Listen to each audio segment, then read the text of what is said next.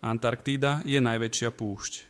Aj keď je pokrytá ľadom, Antarktída je klasifikovaná ako púšť, pretože dostáva veľmi málo zrážok. Ľudia zdieľajú 60% svojej DNA s banánmi.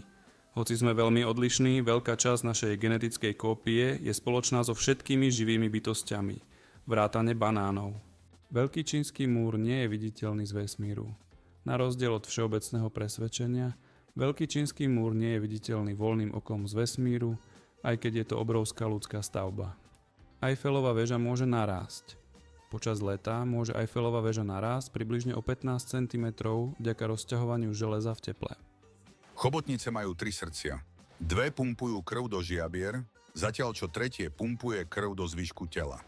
Keď chobotnica pláva, srdce, ktoré pumpuje krv do tela, prestane pracovať. Banány sú bobule, ale jahody nie.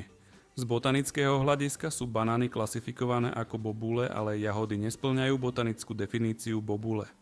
Mount Everest nie je najvyššia hora. Ak meriame od základne až po vrchol, Mauna Kea na Havaji je vyššia ako Mount Everest. Začína pod hladinou mora a stúpa na 10 000 metrov, zatiaľ čo Everest má 8848 metrov. Vo vesmíre je viac hviezd ako zrniek piesku na Zemi.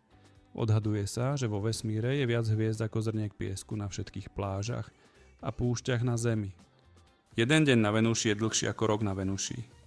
Venuši trvá 243 pozemských dní, kým sa raz otočí, ale iba 225 dní, aby obehla okolo Slnka. Žraloky existovali skôr ako stromy. Žraloky sú na Zemi už viac ako 400 miliónov rokov, zatiaľ čo stromy sa objavili asi pred 350 miliónmi rokov.